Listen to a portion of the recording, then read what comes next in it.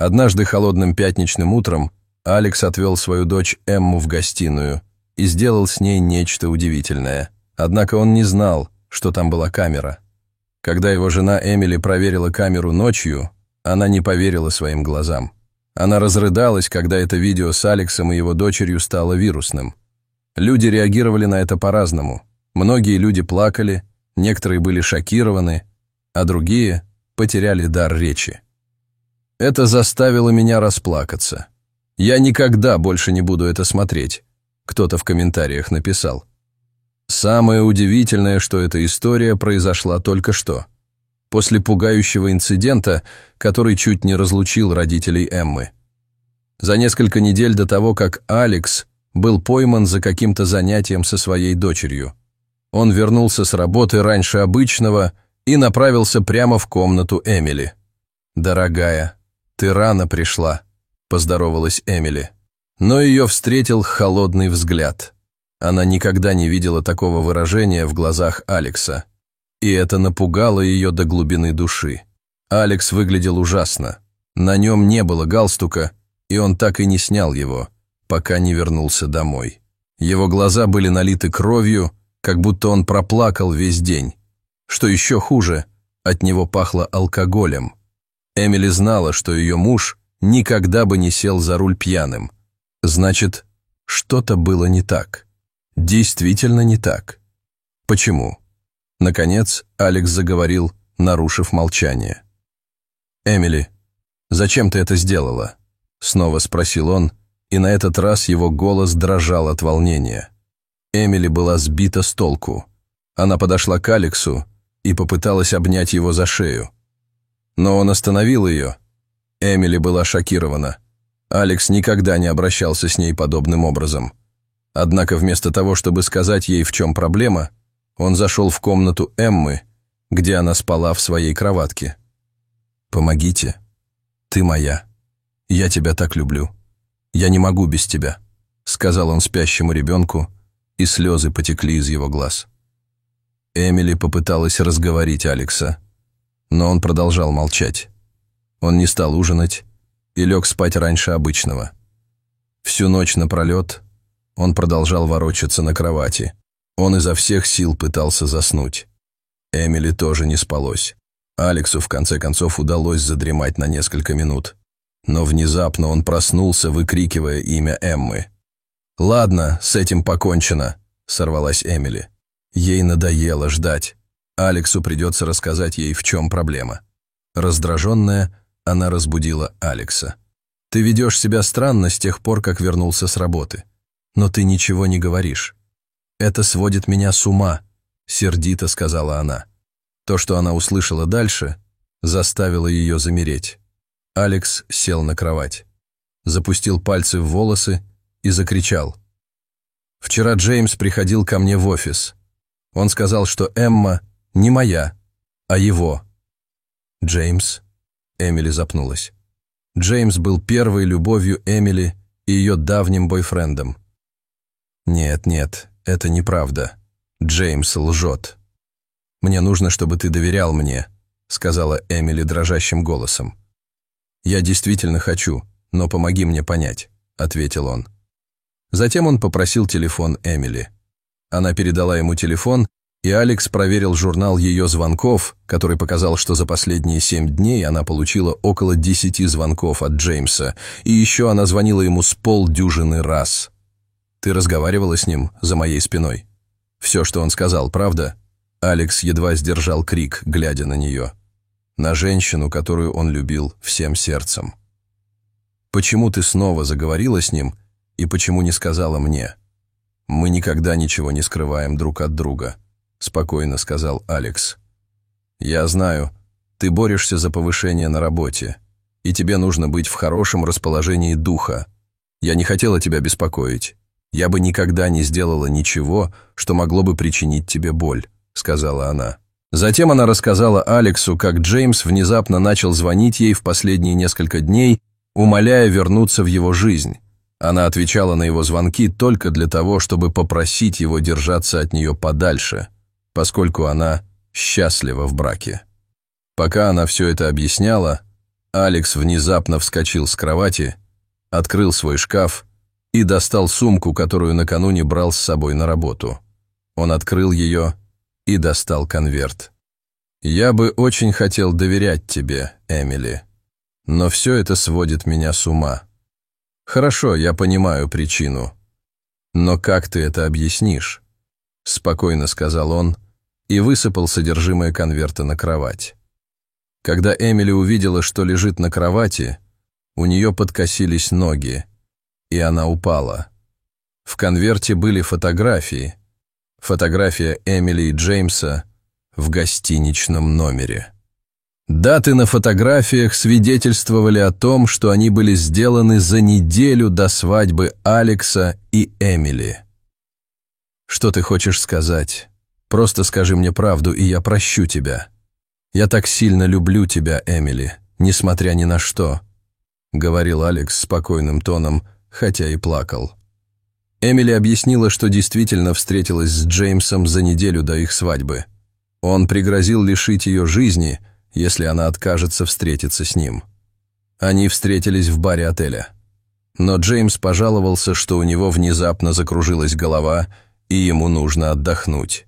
И Эмили поехала с ним. По правде говоря, часть Эмили тоже чувствовала вину за то, что бросила Джеймса. Она считала его своей второй половинкой, пока не встретила Алекса. «Я также поехала туда, чтобы извиниться перед Джеймсом за то, что причинила ему боль. Я бросила его ради тебя и чувствовала себя виноватой из-за этого. Поверь мне, ничего не произошло. Клянусь своей жизнью. Прости, что скрывала это от тебя. Я должна была сказать тебе. Эмма твоя. Между мной и Джеймсом ничего не было», — плакала Эмили. Алексу было в затруднении. Этот Джеймс даже уговорил его пройти тест ДНК. И вот Эмили заявляет, что Эмма принадлежит ему. Несмотря на все это, Алексу было невыносимо видеть, как Эмили плачет, поэтому он подошел к ней поближе и обнял. Затем он попросил ее перестать плакать и сказал, что все будет хорошо. Но на самом деле все было не так хорошо. Пара немного отдалилась друг от друга. Алекс не хотел проходить тест, но он знал, что это единственный способ решить проблему, ситуацию, которая вот-вот разрушит его брак. Поэтому он пошел на это. В ожидании результатов анализа ДНК Алекс по-прежнему изо всех сил старался быть любящим мужем. Он заверил Эмили, что любит ее независимо от результата. Что касается Эмили, то она постоянно корила себя за то, что скрывала важную информацию от своего мужа. Неделю спустя пара смотрела телевизор, когда телефон Алекса внезапно запищал. Это было электронное письмо. Как только Алекс прочитал его, телефон выпал у него из рук. И из его глаз потекли слезы. Эмили даже не потрудилась спросить его, о чем это письмо. Она знала, что в нем содержится. Она побежала к Алексу, потянула его в свои объятия, и они поцеловались так, словно это был их первый поцелуй. Они вложили в этот поцелуй много страсти. Алексу стало не по себе от того, что какая-то часть его сомневалась в своей жене. Но при всех этих доказательствах, а кто бы ни стал. Что касается Эмили, то она чувствовала, что ничего этого не случилось бы, если бы она не скрыла от Алекса инцидент с встречей с Джеймсом. На следующий день после того, как анализ ДНК подтвердил, что Эмма – дочь Алекса, Эмили пошла в супермаркет за продуктами. Ее не было около часа. И именно тогда Алекс сделал нечто совершенно неожиданное со своей дочерью. Эмили недавно установила камеры по всему дому, чтобы следить за передвижениями Эммы, так как она была гиперактивным ребенком. Эмили не проверяла камеру, пока не легла спать. Алекс спал рядом с ней, и так как ей еще не хотелось спать, она решила посмотреть в камеру, чтобы узнать, чем занимаются Алекс и Эмма, когда она была на улице. План состоял в том, чтобы хорошенько посмеяться и лечь спать. Она и представить себе не могла, что расплачется, когда включила камеру и нажала на воспроизведение. Она услышала громкий плач Эммы. Затем она увидела, как Алекс встает с дивана в гостиной и направляется в спальню Эммы. Она услышала, как он что-то напевает ей, но девочка продолжала плакать. Несколько минут спустя камера показала, как Алекс возвращается в гостиную с Эммой на руках. Он включил какую-то музыку и опустил Эмму на пол. Затем он пошел включить музыку. Когда заиграла музыка, Алекс начал танцевать. Видя, что все его попытки успокоить дочь не увенчались успехом, он решил сделать что-нибудь креативное и забавное, просто чтобы поднять настроение своей дочери. Сначала Эмма просто смотрела на своего отца, но его танцевальные движения были такими забавными, что Эмма, которая до этого плакала, начала смеяться. Но то, что малыш сделал дальше, растрогало Эмили до слез. Эмма тоже начала копировать движения своего отца. И вскоре отец и дочь уже танцевали, обнимая друг друга и смеясь. Это было такое красивое и эмоциональное зрелище, что Эмили не смогла сдержать слез. Она видела, как сильно Алекс любит Эмму. И если бы это оказалось правдой, это бы его разбило. Что она не была его биологической дочерью. Но, несмотря на это, она знала, что он все равно любил бы ее по-прежнему. После просмотра видео Эмили подошла к Алексу и поцеловала его. «Спасибо тебе за терпение и доброту. Мы с Эммой так сильно тебя любим. Ты хороший человек», — сказала она. Возможно, Алекс услышал ее во сне, потому что он повернулся к ней и прошептал: «Я люблю тебя еще больше», прежде чем снова захрапеть. Позже, на той же неделе, пара получила судебный запретительный приказ, требующий, чтобы Джеймс держался от них подальше. Это лишний раз доказывает, что любовь побеждает все. После смерти жены Стивена Норы он столкнулся с непростой задачей – в одиночку растить 3 их сыновей. Однако 6 лет спустя он обнаружил нечто крайне шокирующее. Стивен был эффективным ательером, который производил неизгладимое хорошее впечатление на клиентов. Он познакомился с Норой, когда она пришла в отель, где он работал, на вечеринку в честь дня рождения своей лучшей подруги. Стивен тоже был приглашен на вечеринку. С того момента, как он увидел, как Нора танцует под музыку, он был очарован ее красотой и харизмой. Хотя она и не участвовала в праздновании, Нора была центром притяжения для него. Многие мужчины хотели потанцевать с ней. Но она подошла к Стивену и пригласила его на танец. Стивен не мог поверить в свою удачу и изо всех сил старался произвести на нее впечатление своими танцевальными способностями. После того, как они закончили танцевать, Стивен извинился и ушел по делам, связанным с работой. И к тому времени, когда он вернулся в бальный зал, Норы уже не было. Стивен был так разочарован, что пожалел, что не попросил у нее номер телефона, когда его боги велели ему сделать это до конца ночи. Он был беспокойным и мрачным. 2 дня спустя произошло нечто неожиданное. Стивен получил сообщение от Норы в WhatsApp. Она каким-то образом раздобыла его номер. Их дружба завязалась сразу, и они стали часто навещать друг друга и их семьи. Но Стивен никогда не говорил Норе о своих чувствах к ней. Однажды, примерно через 2 месяца после их первой встречи, Нора отправилась навестить Стивена.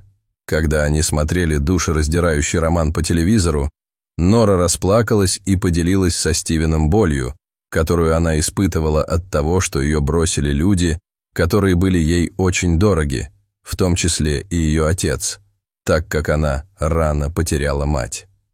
Не задумываясь, Стивен заключил Нору в объятия и прошептал: «Я никогда не покину тебя, Нора. Я очень люблю тебя». Нора призналась, что он ей тоже нравится. Вскоре после этого они начали встречаться. 6 месяцев спустя пара обнаружила, что ждет ребенка. Переполненные счастьем, они быстро поженились, выбрав простую свадебную церемонию. Скакали, как только сканирование показало, что они ожидают тройню. Супруги занялись тщательными приготовлениями, чтобы их дети ни в чем не испытывали недостатка. В положенный срок Нора родила 3 здоровых мальчиков. Джейка, Джона и Джо, которые были невероятно очаровательны.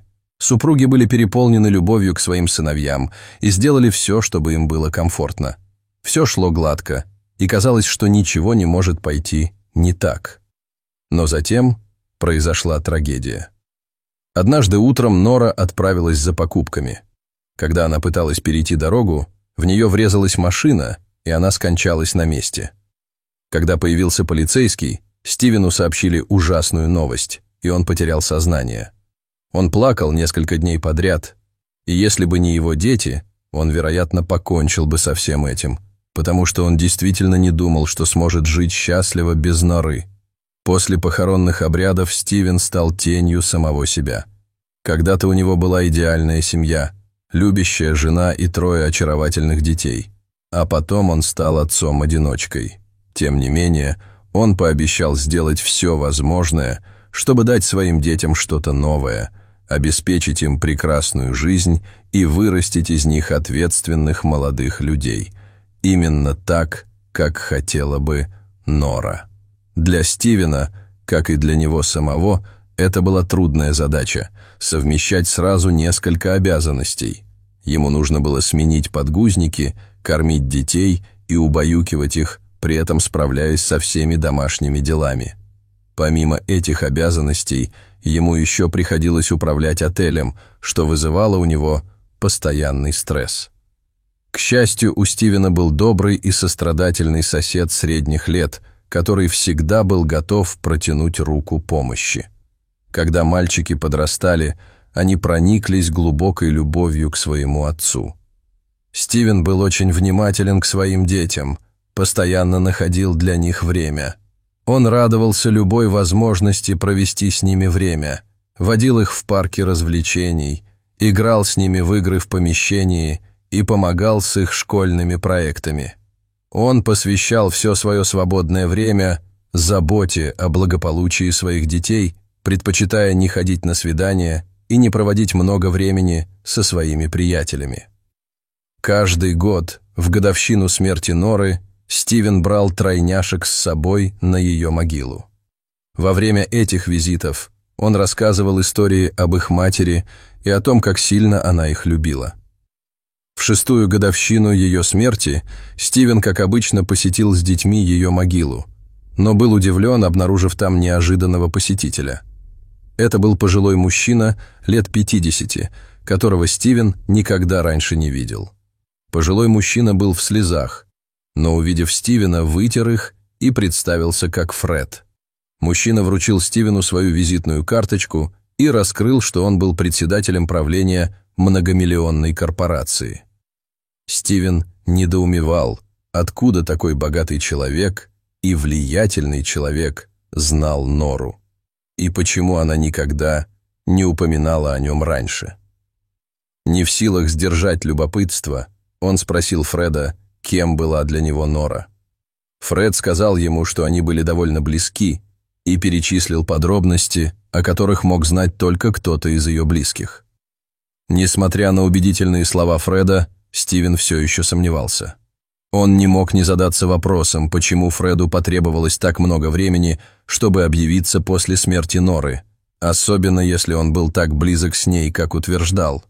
Фред сказал, что они надолго потеряли связь, но недавно он столкнулся с подругой Норы Лией, которая рассказала ему о смерти Норы и о том, где он может найти ее могилу. Поэтому он пришел отдать последние почести. Тем не менее, Стивен чувствовал, что Фред не говорит ему всей правды. Он не стал скрывать своих чувств и рассказал Фреду, что было бы лучше, если бы он держался подальше от него и его детей, а потом и от Норы. Он помог своим детям сесть в машину и уехал. На следующее утро Стивен испытал сильнейший шок в своей жизни, когда кто-то подбежал к его двери. И это оказался Фред. «Что тебе надо? И откуда ты знаешь, где я живу?» – закричал Стивен. Тогда Фред сказал ему, что должен сообщить ему что-то очень важное. Стивен не хотел его впускать, но когда Фред сказал, что это связано с Норой, он согласился. После того, как он выслушал то, что сказал Фред, Стивен почувствовал, что весь его мир перевернулся с ног на голову. Ты говоришь, что ты отец Норы, но как?» Он запнулся. Затем Фред рассказал Стивену все о своих отношениях с дочерью. Нора была его единственным ребенком, и он ни в чем ей не отказывал, потому что очень сильно любил ее. Однако Нора стала бунтаркой и начала вести своенравный образ жизни. Она много пила, ходила на вечеринки и заводила плохие отношения. Во многих случаях Фред пытался заставить Нору понять, как ее неверные решения могут разрушить ее жизнь. Он также предупредил ее, что лишит ее финансовой поддержки, если она не изменится к лучшему. Несмотря на его предупреждение, Нора отказалась слушать, и Фред выполнил свою угрозу. После этого Нора ушла из дома, а Фред продолжал надеяться, что когда-нибудь она вернется. К сожалению, Нора так и не вернулась, и Фред узнал только о ее смерти и о том факте, что у нее остался муж и 3 сыновей, когда он столкнулся с Лией. Стивену было так жаль это слышать. Он хотел утешить Фреда, но старший мужчина рассказал ему, что было кое-что еще, что ему нужно было знать. «Мне стыдно говорить вам об этом, но это правильно, что вы должны знать», — поделился Фред. «Нора не была тебе верна. Я молю Бога, чтобы моя догадка оказалась неверной, потому что ты замечательный человек, но тебе нужно провести анализ ДНК тройняшек. Лия сказала мне, что у нее был роман с другим мужчиной». Как только Фред закончил говорить, Стивен пришел в ярость, заявив, что Фред лжет, и что Нора никогда бы ему не изменила. Он даже выгнал Фреда из дома. Но пожилой мужчина не обиделся и вернулся через несколько дней. Он поговорил со Стивеном по душам и смог убедить его пройти тест ДНК. В тот день, когда были опубликованы результаты, Стивен поехал на могилу Норы вместе с тройняшками. И тут он разрыдался. «Почему?» – он спрашивал снова и снова. Он считал, что хорошо знал Нору, но через 6 лет после ее смерти он узнал, что не был отцом их детей. «Почему она изменила мне? Почему она солгала мне и выдала детей другого мужчины за своих собственных?» – с грустью подумал он. Он никогда не найдет ответов на эти вопросы. Несмотря на боль и мучения, которые он испытывал, Стивен не мог заставить себя отказаться от мальчиков, которых он считал своими сыновьями. Он проникся к ним глубокой любовью и заботой, а их непоколебимое доверие к нему не позволяло ему отпустить их. Фред, который видел, как много Стивен заботился о мальчиках, боялся, что он может навредить себе, если их у него заберут. К счастью, позже выяснилось, что биологический отец детей не был заинтересован в их воспитании. Фред очень гордился Стивеном и подарил ему и детям красивый особняк, где они могли бы жить счастливо. Стивен всем сердцем любил мальчиков и ни на один день не заставлял их расплачиваться за проступки их матери.